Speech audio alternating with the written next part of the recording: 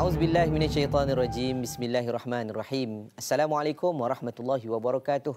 Alhamdulillah wassalatu wassalamu ala Rasulillah wa ala alihi wasahbihi wa man walah. Hadirin yang saya muliakan kerana Allah Subhanahu wa taala sekalian, hari ini kita berada pada hari Jumaat. Sedar dengan tak sedar dah 12 Syawal. Masya-Allah tabarakallah, 2 minggu dah kita berada pada bulan Syawal ini, yang mana Allah anugerahkan kepada kita dengan satu bentuk kemuliaan diberikan pada kita Syawal ini dengan hari raya. Tapi budaya dan adat kita di Malaysia berbeza. Rayanya 1 bulan. Pun begitu tidak menjadi satu kesalahan kalau kita nak menjadikan budaya merayakan Syawal ini dengan perkara kebaikan. Tambah-tambah pula pesan Nabi SAW bila berada pada bulan Syawal ini, jangan tinggal antara ibadah dan perkara yang kita lakukan dalam Ramadan yang lepas.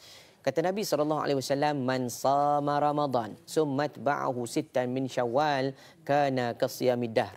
Atau kama qala, Nabi sebut, barang siapa yang berpuasa di bulan Ramadan, jadi dah sempurna, summat ba'ahu sittan, kemudian diikuti dengan 6 hari dalam bulan Syawal, kana kasiyamid dahri, seumpama dia berpuasa sepanjang tahun. Tuan-tuan, kalau dalam Ramadan kita cuba untuk berebut nak dapat Lailatul Qadar, Allah bagi lagi ekstra bonus, tuan-tuan. Syawal ini kalau kita mampu untuk mendirikan ataupun melaksanakan 6 hari dengan berpuasa 6 hari, tuan-tuan. Kalau Syawal 30 hari, bayangkan 6 hari je. Kita dapat satu peluang yang seakan-akan puasa kita selama 1 tahun. Apa lagi yang kita nak cari? Kalau 1 hari pun kita dah macam, ya Allah, macam ayam berak kapur dah, ya Allah, puasa. Bayangkan 6 hari saja. Ini di antara peluang untuk kita buat sepanjang Syawal. Walaupun kita terus merayakan, yang penting jangan tinggal ibadah yang kita dituntut untuk laksanakan. Wallahu a'lam. Alhamdulillah, insya-Allah Ustaz ya. Nak cari 6 hari itu pun kadang-kadang dah setengah jalan dah. Allah. Lepas tu ada open house, tu kadang-kadang iman ni tak kena kuatkan juga Allah malakal sumtulah. Baik, Ustaz Nabil Ahmad selaku jurucakap Mak Tafiz Sains Fatimah Az-Zahra. Ya. Jadi mungkin Ustaz kita kongsikan sedikit mengenai Mak Tafiz Sains Fatimah Az-Zahra ni. Ya, baik. Ya, alhamdulillah kita melihat dari satu sudut bahawa Mak Tafiz Sains Fatimah Az-Zahra yang ditubuhkan pada tahun 2011 ini dengan mensasarkan lebih kurang 350 orang pelajar, dan alhamdulillah dia punya tiap-tiap tahun tu pelajar-pelajar dan juga gurunya selama 30 orang berjaya untuk menjadikan satu platform pendidikan. Dan alhamdulillah daripada tahun 2011 mereka meneruskan dari sudut konsep pendidikan, dan paling penting kita faham bahawa Ma'had Tafiz, mungkin dalam minda kita Ma'had Tafiz ni umpama budak-budak para pelajar yang seperti dan seakan-akan pakai jubah, pakai serban, kemudian hafal Quran. Betul. Tapi berbeza dengan Ma'had Tafiz Sains Fatimah Az-Zahra ini, iaitu MTS FAS, yang mana MTS FAS ini berdaftar dengan pihak Kementerian Pendidikan Malaysia menggunakan silibus yang sedia ada dalam Kementerian Pendidikan Malaysia, dan dia duduk dalam ranking ke-7 daripada ribuan Ma'had Tafiz yang ada di Malaysia. Wow. Hebat. Dan sudah pastinya lebih bagus ialah apabila silibus yang ada juga turut didaftarkan bersama dengan Jabatan Agama Islam Negeri Selangor, JAIS. So dia memang berpandukan kepada dua orang kata pengendali pendidikan di Malaysia dari sudut KPM dan juga negeri daripada JAIS. So dua elemen penting ini diterapkan dalam pendidikan untuk para pelajar di MTS FAS. Sebab tu bila tengok balik pendidikan ni, dia ekstra. Kalau orang lain belajar tahfiz mungkin menghafaz Quran dan mungkin ada akademik dan juga vocational, tapi dia lebih kepada konsep pendidikan akademik, dalam masa yang sama juga dia memberikan pendidikan kepada agamawan. Dan kita dapat lihat ni di antara gambar-gambar tadi, bayangkan tahun ini juga di antara bukti kecemerlangan para pelajar dalam UPKK, ujian penilaian kelas kafar. Rata-rata para pelajar telah mendapat kejayaan cemerlang, iaitu 9A. Ini di antara bukti bahawa pendidikan mereka alhamdulillah berjaya digapai dengan dicapai dengan baik oleh anak-anak. Dalam masa yang sama juga kalau nak dilihat, kalau kita kata sekolah ni macam Ma'had Tafiz mungkinlah pendidikannya kepada hafazan. Dan hebatnya Ma'had Tafiz Sains Fatimah Az-Zahra ni, dia bukan hanya sekadar kurikulum. Kurikulum juga diberikan pendidikan. Memanah sampai budak-budak masuk ke peringkat kebangsaan dan katanya sampai ke peringkat antarabangsa. Begitu juga dengan beberapa lagi pertandingan. Tak silap saya, robotik dan juga tinkering engineering pun juga dah capai kepada tahap kebangsaan. Masya Allah, tabarakallah. Jadi cuba bayangkan adik-adik, tuan-tuan dan puan-puan semua, ni anak-anak pelajar kita ni, walaupun kita kata pakai serban, pelajar Ma'had Tafiz, tapi boleh terlibat dalam program co-curriculum. Berarti pendedahan yang diberikan ini agak luas. Dan ini peranan untuk sama-sama kita membantu mereka, yang mana mereka perlukan satu dana yang besar, yang hari ini mereka hanya berada di lot kedai saja.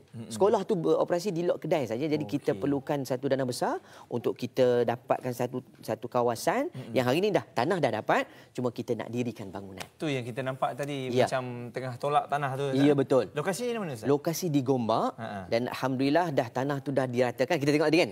Tanah dah diratakan, cuma sekarang ni kita perlukan sejumlah dana yang besar untuk kita mulakan proses tu. Sebab daripada pihak Jabatan Perancang Bandar, dia perlukan lebih kurang separuh daripada nilai yang nak dibangunkan. Inilah kalau kita tengok ni antara replika 3D-nya untuk dibangunkan Mahat Tahfiz Sains Fatimah Zahra yang memerlukan lebih kurang dalam 25 juta totalnya. Jadi sekarang ni baru ada 3.9, kita perlukan lebih kurang 21 juta.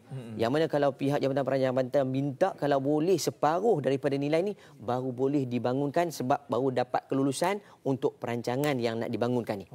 Jadi ni kita perlukan kerjasama. Tak boleh sikit-sikit juga. Tak boleh sikit-sikit. Half baru boleh jalan. Baru mula jalan. Okey. Jadi kalau kita lihat, kita faham sebab di rumah kedai ni kadang-kadang dia ada kekangan. Ya, betul. Jadi mungkin Ustaz boleh kongsikan apabila siapnya nanti kalau tengok kepada struktur bangunan ni cantik ni. Betul. Dalam tu ada macam-macam facilities. Betul. Ada macam-macam facilities. Yang sedia maklum kita faham bahawa dia ada kelas, kemudian dia ada bilik guru, kemudian dia ada beberapa dewan dan dia ada beberapa fasiliti-fasiliti lain yang dibangunkan bukan hanya sekadar kalau kita tengok cantik ni. Dia punya keluasannya, dia punya binaan tingkatnya dan paling penting ialah satu tempat keselesaan untuk pelajar dan dia ada satu ruang library ataupun perpustakaan yang insya-Allah akan dimanfaatkan oleh para pelajar ni sebab dan saya nak tekankan juga bahawa MTS FAST ini buat masa sekarang dia dalam proses kalau kita kata orang lain mungkin berasrama tapi buat masa ni anak-anak para pelajar dia hanya berulang alik. Jadi dia hanya harian, kelas harian. Ya. Pun begitu tu yang kata peliknya kalau Mahat Tahfiz selalunya budak akan berada di asrama untuk memberikan fokus penghafalan dan juga sebagainya.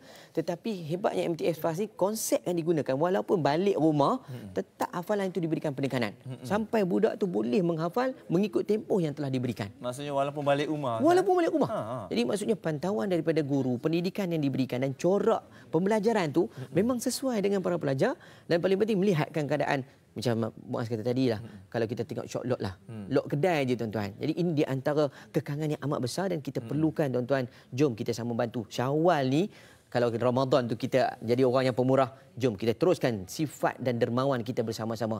Ada tertera di kaca TV anda ni, My Jariah e-Legacy. Ini untuk tuan-tuan yang nak mewakaf ataupun nak menginfak secara berterusan. My Jariah dan e-Legacy. Dari sudut zakat pula tuan-tuan, ini adalah mungkin ada daripada pihak jabatan korporat ke mana-mana badan-badan korporat, NGO dan sebagainya yang nak keluarkan zakatnya. Sebab kena faham bahawa MTS FAST juga telah berdaftar dengan Lembaga Zakat Selangor. Jadi kalau tuan-tuan boleh, kalau dah keluar zakat, insya-Allah zakat itu akan keluarkan satu resit menunjukkan bahawa kita telah mengeluarkan zakat kepada pihak sana. Dan kalau tuan-tuan nak one off saja, kita ada di QR ni, tuan-tuan boleh saja screenshot, ambil tangkap layar, terus share dengan kawan-kawan. Tapi jangan share saja, tuan-tuan juga menjadi penyumbang. InsyaAllah, moga-moga berbekas hati kita tanda bersama dengan mereka dalam pendidikan untuk anak pelajar kita, insyaAllah. Alhamdulillah. Ustaz Nabil, terima kasih sama-sama di atas perkongsian tadi. Dan mungkin selain daripada anda nak berinfak, suatu hari nanti anda nak hantar anak-anak ke sana juga. Ya, betul. Kan, kalau let's say lah kita boleh siapkan dalam 2-3 tahun, amin, 4 tahun. Amin. Anak kita sekarang kita dah boleh kira-kira dah. Ya. Siap je sekolah tu, hasil daripada infak kita boleh hantar pula. Ya Allah. Pelajar di sana, insyaAllah. InsyaAllah. Amin. Alright, jadi untuk anda, kejap lagi kita akan kembali semula untuk anda bersama dengan kami. Tadi Ustaz dia punya pendek ni MTS FAST ataupun Mahat Tahfiz Sains Fatimah Zahra. Fatimah Zahra. Alhamdulillah. Alright, kita kembali selepas ini di NLKO. Tahukah anda ada satu amalan yang memanjangkan umur serta menjadi puncak rezeki dan juga meraih kejayaan kemenangan, iaitu amalan berinfak. Masya Allah. Berinfaklah kepada dana pengurusan dan pembinaan MTS FAST sekarang. Infak sedikit tanda ingat, banyak tanda mampu. Dan selagi mana anda ikhlas menyumbang, selagi itulah pahala menderu-deru menanti anda, insya-Allah.